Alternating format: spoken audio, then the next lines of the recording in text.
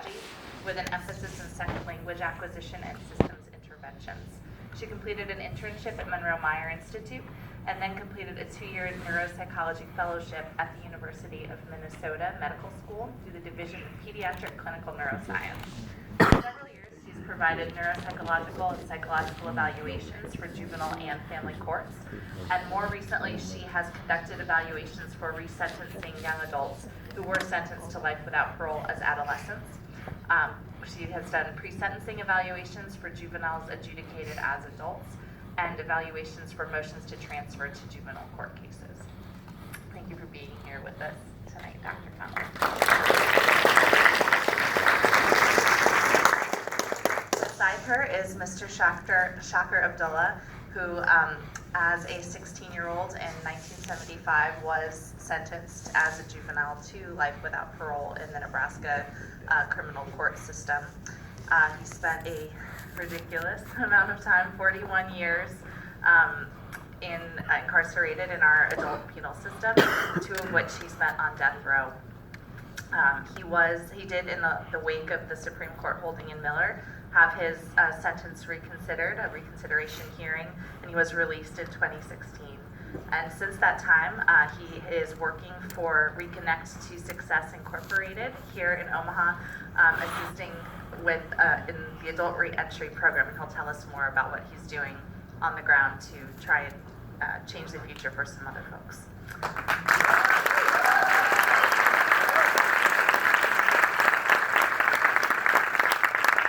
Beside him is Ms. Ann Hayden.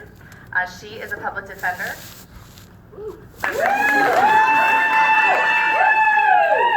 Representing clients charged with misdemeanors and felonies in Douglas County.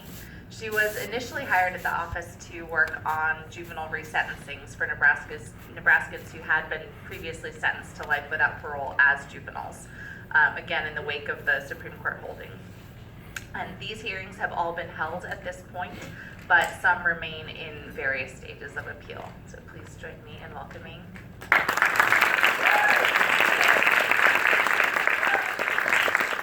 And last but not least, we have Amy Miller here tonight. Amy is the legal director for the ACLU of Nebraska, a nonprofit, nonpartisan organization working to protect the constitutional rights of Nebraskans.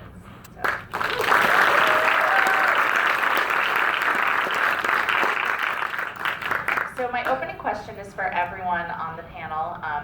Don't feel like you have to go in order if anyone's really excited to jump in. What a powerful movie that we all just experienced together. Was there a scene or an individual or a theme from the movie that most moved or impacted you? And if so, why?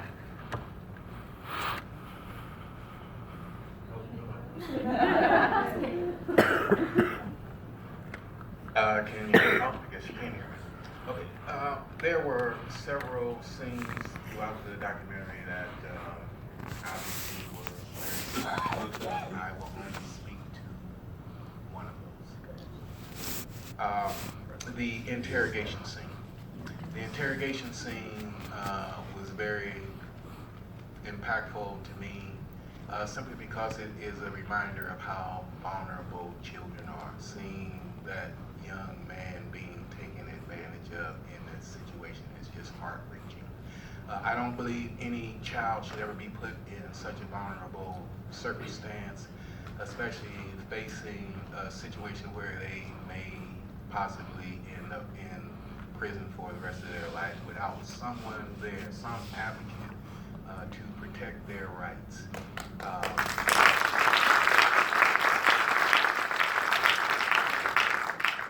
It just doesn't make sense that you raise your children, you teach them about stranger danger and all of these other things, but something horrendous happens, like a homicide, and the child is placed in probably one of the most vulnerable situations that they will ever be in without any protection. It just seems as though there should be universal legislation that prevents such a thing from happening.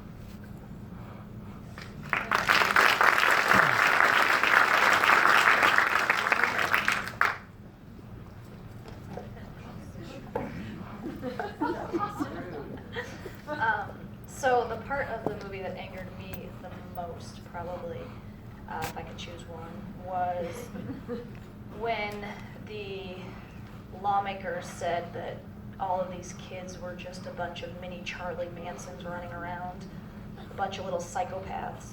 The fact that somebody who has that much power would say such a terrible thing was heart-wrenching to me, especially since all the science, all the court decisions, everything tells us that obviously that's not true. The vast majority grow out of it, as Dr. Connolly will tell us later. The fact that he is just refusing to acknowledge that that is a scientific fact, I thought was I think for me, when we see the sentencing of Jared and Jared's co-defendant, you see him trying to count as he's adding up what a sentence he's facing. And Mr. Abdullah is one of the rare examples of those who've been resentenced who actually sentenced as a juvenile then do get a number of years that they can serve and come back to their communities. I think the last look I saw that some of the former juveniles sentenced to life have been resentenced to 120 years, for example, in Nebraska. And that's still a life sentence. We've just put a number on it. And clearly it's an injustice that we still need then. The courts have failed us. We're going to need the legislature to fix this.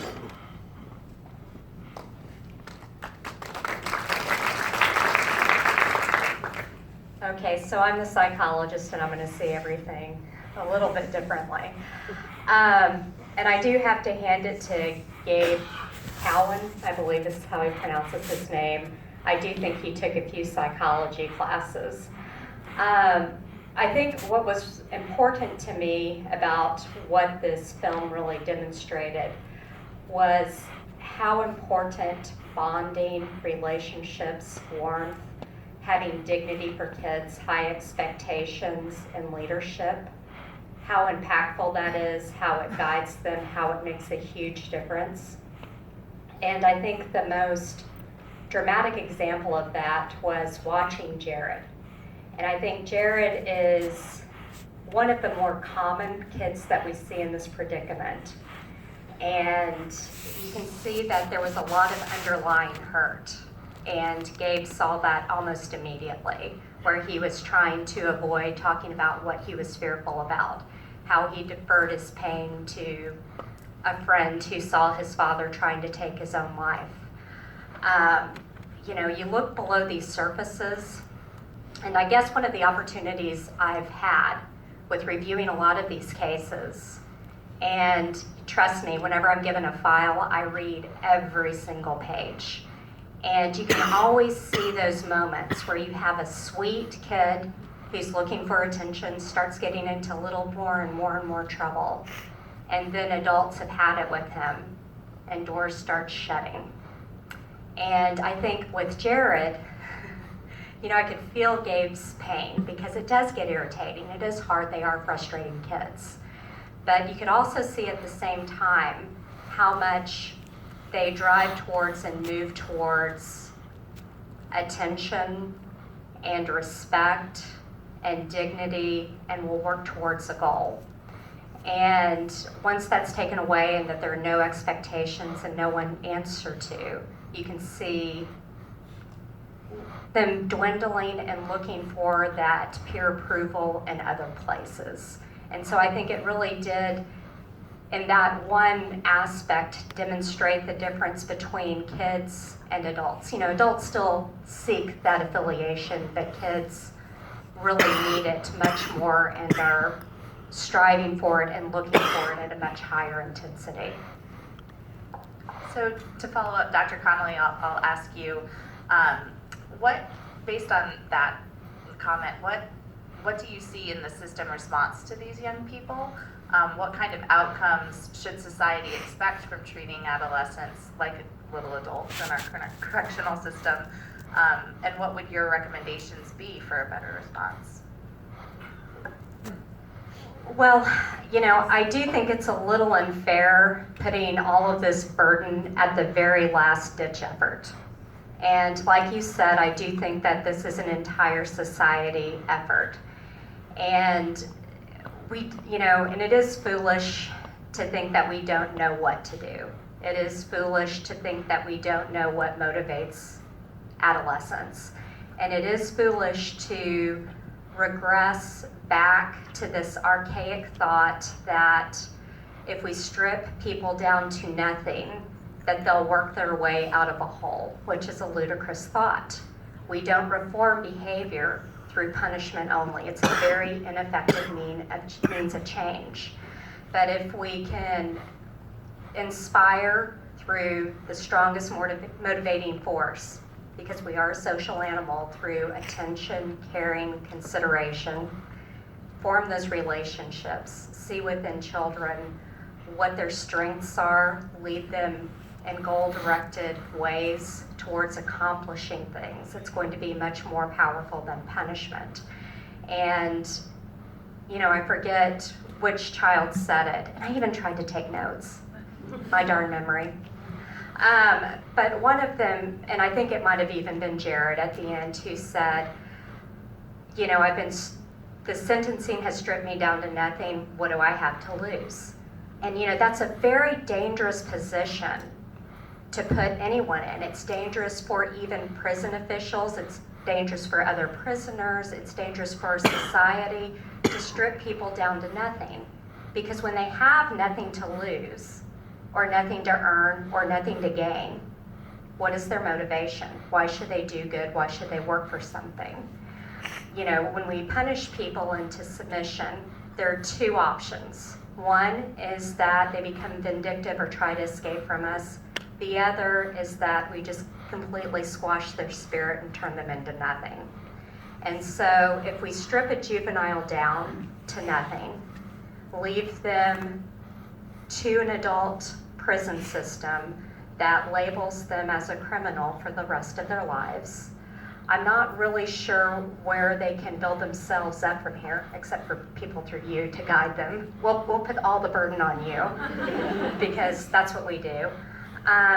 Instead, it really does need to be a society movement. I think any time a juvenile is being adjudicated as an adult, every single member of this society needs to consider that as his or her failure. That's not just the juvenile failure. Anytime a child in the, I guess, juvenile probation service ends up in the adult court system, there needs to be an open investigation of what in the heck happened, how did we fail? We need to investigate these things, we need to ask ourselves things, we need to fix these problems. It's going to take collaborative effort. We have to consult with, lean on the expertise, figure out how to help our school systems. We need to figure out how to strengthen mentorship systems. We need to go back into things like arts, maybe kill the varsity sports system and have more club sports so we have more participation for youth. We need to have a full community effort pulling from the strengths of different people and different interests and build diversity and see what's special in these kids and build those. Last time you gave me the mic, right? Well, we can all go home.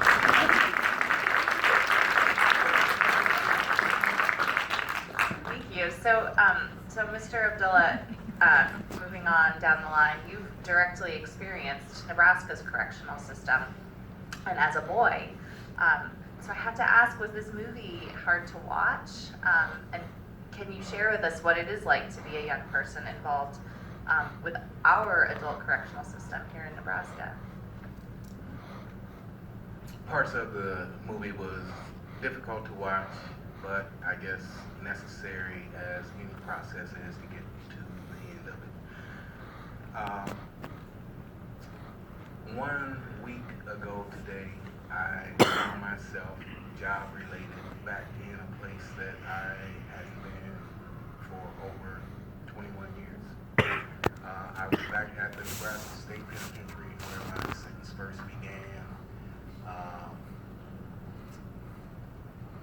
doing something that once I was released, I never envisioned myself going back to prison. I thought that I would spend every waking hour attempting to try to distance myself from that with every breath I could take.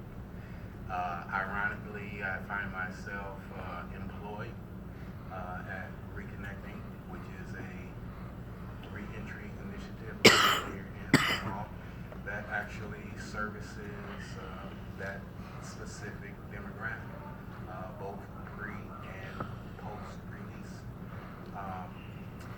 Last Tuesday, I knew that I would walk back into NSP with a certain sense of anxiousness and anxiety, but I thought that putting my face back in that place, allowing other individuals to see me was going to be more important than the little anxiety that I had by going back up in there. So parts of just watching this documentary just brings back memories that are difficult to go through, but again, I guess the process of life builds and molds and hones you into the type of person you are, and the set of circumstances that I have gone through have certainly done that. I would just simply say that these are very difficult and oftentimes horrendous cases. But they are not unlike Gingrich and others. They are not crimes committed by adults. They are committed by juveniles, and juveniles are different. They cannot be treated as miniature adults. And I think that is an important point to keep in mind. I mean, even the ambivalence of how this documentary starts off, how these 14, 18-year-olds are basically segregated away from adults for that specific reason, kind of goes through the whole schizophrenic nature of treating adults or treating juveniles in this society as though they are adults. Prior to some horrendous crime being committed, there are all of these age restrictions that prevent you. I'm sorry to interrupt. Could you hold the microphone just a little bit? There are all of these age restrictions that prevent you from voting or joining the military or drinking or buying pornography or whatever the instance is. But when a homicide is committed, it's like the adults lose their mind. And they say, well, we have to treat them as adults as though that is going to be a panacea to the problem, and it never is. And in many instances, it just generally makes the situation worse. This documentary was entitled, They Call Us Monsters. I think if juveniles are monsters, then it is making oftentimes not of their own, but inability of the society to oftentimes do the things that are necessary to get them to the point to where they are adults. Antonio was the failure in this documentary. He got rearrested for robbery cases. I think the fact that he was so young in the process, there was just so many things that he was going to have an inability to navigate his way through to be able to make it to adulthood in a responsible manner. So I say all of that to get to, I guess my final point is that I find myself now involved in aspect of work that I find very fulfilling, gives me an opportunity to give back to individuals that were once like me. Last week at NSP, I saw individuals that I had left there when I was there for the last time. Many who have not left, who are still serving life sentences, who may not get out. There were other individuals that have recycled in through the correctional system time after time after time. Many of them started their sentences as juveniles and just have not matured to the level to be able to stay out of that justice system. Again, I say that these are oftentimes difficult and horrendous cases, and I don't think that anybody, any responsible person can just simply slap a person on the hand and say, well, we are just going to release you. Obviously, there has to be some level of punishment for these offenses, but I guess the society hasn't yet figured out exactly what that punishment should look like. So, Ms. Hayden, you actually have worked on some resentencing cases, including Mr. Abdullah's, is that right? And I'm wondering if you can tell us a little bit about working on those resentencing hearings and what barriers you face as a defense attorney representing individuals facing life without parole, including those who were sentenced as juveniles, even in light of the Supreme Court cases and this movement toward understanding that adolescents are different. So here in Douglas County, we had 14 resentencings for people under the age of 18. We actually took on one who was over the age of 18. Since Nebraska's age of majority is 19, we thought we had a pretty good argument. Lost that in the Supreme Court. It's currently in federal court right now. We're still trying. So that's one barrier we still have is, I go to Tom Riley and I go to a meeting every month with friends and families of inmates, and we have a mom sitting there whose son was just a few days shy of his 18th birthday, and he got resentenced and has hope to get out in a few years, and then a mom next to him whose son was just a few days after his 18th birthday and right now has absolutely no hope of release. That's a huge barrier that we face. Other states are moving in the right direction towards increasing that age for the resentencing, for eliminating life without parole. We are obviously still far behind in that area. Also, our minimum sentence is 40 years, so now if you are under the age of 18 and you're convicted of first-degree murder, the sentencing range is 40 years to life. In our opinion, 40 years is still far too high for a minimum sentence. As by way of example, one of our first clients who was released after 37 years in prison, his older brother asked him to go do a robbery with him at an IHOP. They walked into the IHOP. His brother said, "You know what, never mind, man. There are too many cops here. Let's leave." And our client was walking out the door. His brother shot and killed the cashier. But our client was convicted of first-degree murder under our felony murder rule. Was released after 37 years, but that's obviously far too long for him to be in prison, given his level of involvement. Also, the judge that you get can vastly affect what sentence you get. We had one client resentenced to 40 to 40, which is the absolute minimum, and that client, the first thing he says to us is, I can still have a family, I can still have a job, because he's gonna be, he could be age 40 when he's released.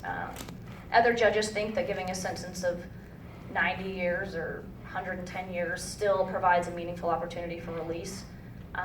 So we haven't personally had any that have resentenced our people to actual life without parole, but in our opinion, a few of them amount to life without parole. We call de facto life without parole. We have some still in various stages of appeal fighting that fight, and there are several from around the country. It's going to be a fight that's probably going to last for a long time. But to see, just from a personal level, when I started this job and I go into prisons, right when I started, I went and visited, obviously, all my clients, and you hear, oh, they've been in prison for 40 years, they must be so institutionalized, and what's going to happen if they get out? And you guys see Shakur here, and to be honest, the vast majority of our clients have actually adapted quite well, and I would feel 100% comfortable them being released tomorrow. And so when you see somebody who hasn't been violent since they were 16 years old, or maybe they weren't even violent at all, they weren't the shooter, something like that, they have not been violent for 40 years, it's hard to sit there and see that they have no hope of getting out for lots of years until perhaps, they're too old to really make much of their life. When you see that they could do so much for society, for their families, they still have families around supporting them, all that kind of stuff. That's something that's hard to see for us.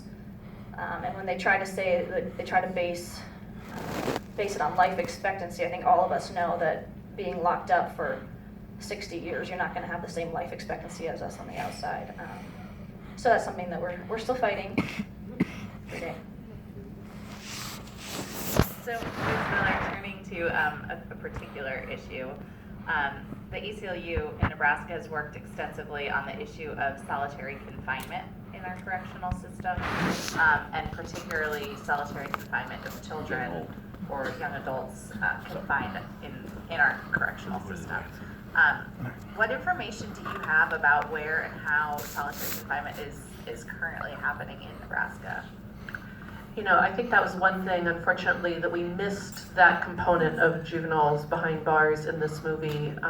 We briefly see Jared doing exercises in his cell, and I want to make sure that you noticed how bleak that cell was, right? There wasn't a laptop or a television set or a radio. It's just that concrete slab with a little pad on it.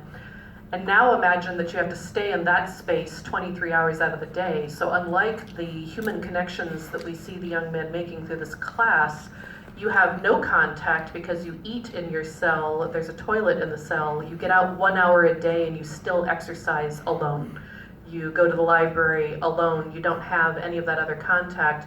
And that's happening every day in Nebraska with our taxpayer money. It's happening at the juvenile facilities that are run by the counties. It's happening at some of the psychiatric wards that are privately owned. It's happening at the State Department of Health and Human Services facilities, Geneva and Kearney. And it's happening in the State Department of Corrections for young men and women who've been convicted as adults, as these young men were facing. So out on the table, we have a fact sheet with some of the information about just how much solitary is being used. And I'd encourage you to grab that really depressing handout. I'm a great guest. There is now in Nebraska a reporting law that facilities now have to report on every child that they place in segregation. And the thing is, I'm saying solitary confinement, but when I'm talking with the facilities, they say, row, we don't use solitary confinement. It's called restrictive housing. It doesn't matter what you call it. It is very damaging for any of us to imagine doing that, but it is terribly damaging for the developing adolescent brain. And the science is 100% in agreement on this. It's not scientists are currently debating how that impacts the juvenile brain. It can have lifelong physical changes, physiological changes to the way that the brain is connected for people who are subjected to that. And so the problem is that mental health experts say that a juvenile kept away from peers doesn't do good, but you can maybe, if you really need to get in control of someone, a couple hours, 4 hours max is best practice. Our rehabilitative facilities at Geneva for young women are using it on average for 19 hours at a stretch, which is far in excess of the 4 hours best practice. The young men at Kearney are on average in solitary for 60 hours. And at the Nebraska Correctional Youth Center, which is the facility that is tucked just behind Epley Airport, you barely even know that it was there. They're using it for months at a stretch. One of my clients did 18 months in solitary confinement, and that's not me trusting his word, that's me using the prison records. So that's one reason why we filed a class action lawsuit a week or so ago.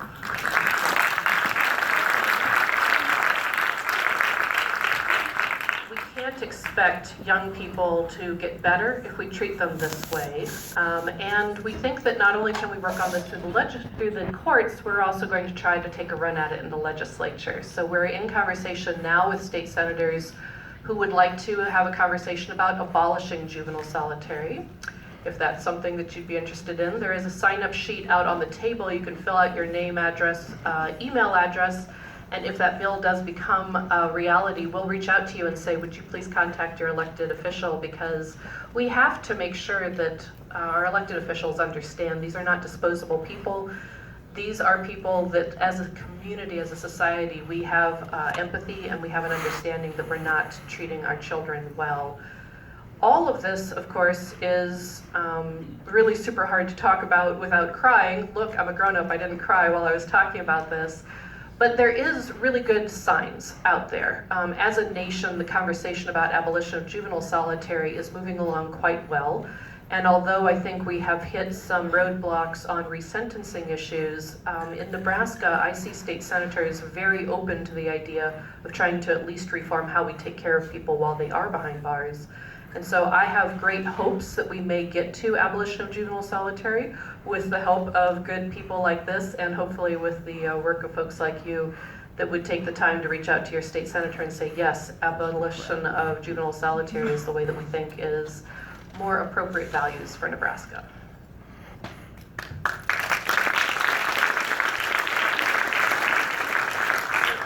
In the interest of time, I think I'm going to skip the second round of questions that we had discussed, unless anyone has something burning they want to say.